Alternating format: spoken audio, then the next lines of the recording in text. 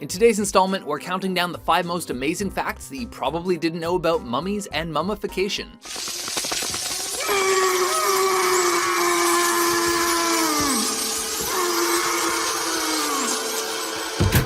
Number 5. Mummification was a lot more complex than you'd think. Making a mummy is not just wrapping a corpse in toilet paper or bumper stickers and calling it a day. It's actually a very complex process that was mastered over 4,000 years ago. In Egypt, while the level of intricacy varied depending on the social class of the deceased. Number 4. Egyptian mummy masks were basically made out of old newspaper. Of course, pharaohs and other important Egyptians had burial gear made with gold and precious stones, but the burial masks of common folk were made from common materials. Masks were often made from papyrus, an early form of paper. Number 3. A mummy's foot holds the world's oldest functioning prosthetic. While it was believed that the Roman Capua leg was the oldest prosthetic in existence, new research has shown that an ancient Egyptian prosthetic toe found on a mummy is older, predating the leg by hundreds of years. Number 2. CT scans can tell us a lot about a mummy. By understanding that process, we may be able to help our own society to learn, which will help us in our decision making. Not only can mummies tell us about history, but we don't even have to unwrap them to find out. Curators at the British Museum are collaborating with medical experts and performing CT scans on mummies, essentially unwrapping them digitally. This gives them access to amazing insights, including what the mummy looked like and what health problems they had. For instance, they found plaque in the arteries of 2 mummies, signifying cardiovascular disease, and researchers were shocked at the level of dental decay and disease these people lived with. Through the very modern technology of CT scanning, we are given more personal insights into ancient culture. Number 1. Mummies are found all over the world. While Egyptian mummies get most of the attention, including from us in this video, they've actually been found all over the world, including in South America, where the oldest man-made mummies, the chinchorros, were created as early as 5000 BC. The Incas mummified their venerated kings, and in 1974, an embalmed Chinese woman from the Han Dynasty was found in a tomb.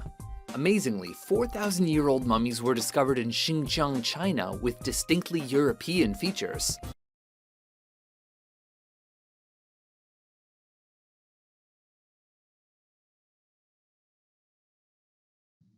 Wow, such a beautiful city. But where are the pyramids and the mummies? This is not what I thought about Egypt. Oh, there it is. I wish there was someone who could take me inside and show me the mummies. I wonder why they preserve these human bodies. What's the logic behind this? Your wish has been granted. I will take you to an era where mummies were considered more powerful than the living. You can see all the types of mummies in this pyramid, but beware of the last one.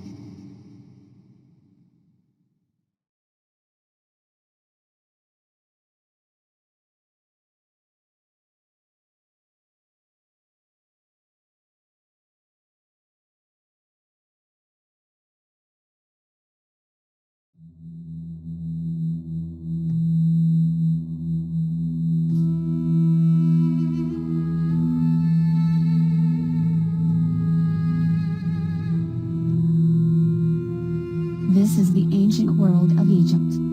The untold story. It's like a book that is not complete. Pharaohs. They were gods or kings of ancient Egyptians. You can see a pharaoh of some dynasty and inscription behind.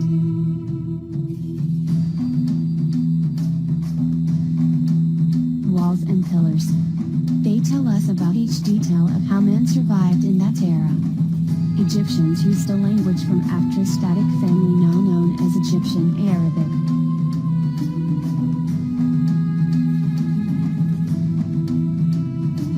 Mummies. Egyptians believed in life after death. They preserved their bodies to be used in the other world. This was done by a 70-day-long process known as mummification. The rich-built tombs and the poor mummies were buried in sand. They kept all their belongings along with them so that they could use them in the other world. Mummies. Walls and pillars. Pharaoh. Animal mummies. They mummified animals not only in their roles of pets and food, but also because of some religious beliefs. The image shows cat mummies that are displayed in a British museum. Crocodiles were considered sacred by the ancient Egyptians. They were considered to be god of fertility and sun god. They were raised in luxury all their life and preserved after death. The image shows animal mummies.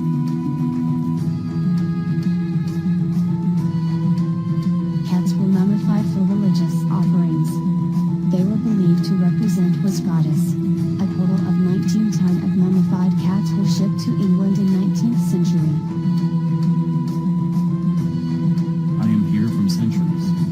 I don't have a heart, I only have a liver. I can be a good spirit, or a demon.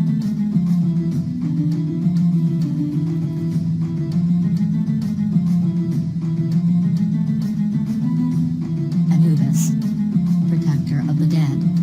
He was closely related to mummification. It was he who gave judgment to the deceased. Welcome to my chamber. I brought you inside this world so that you can see that we Egyptians value both the dead and the living.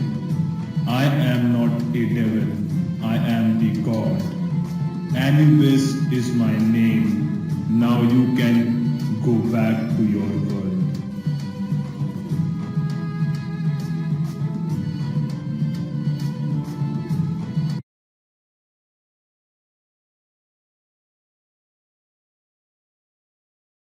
This is a mummy of a young man named Heraclides.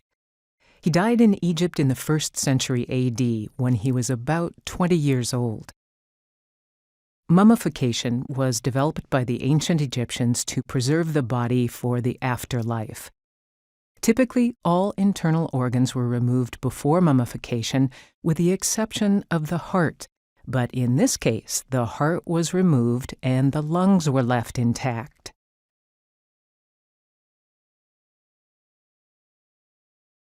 Next, the body was covered with salt and left for about 40 days, until all moisture was eliminated.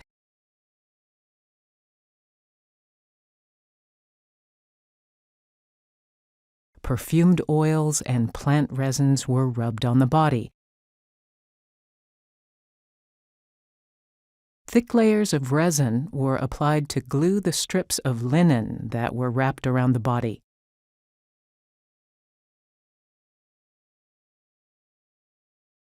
The mummy was placed on a wooden board, and more wrappings bound them together.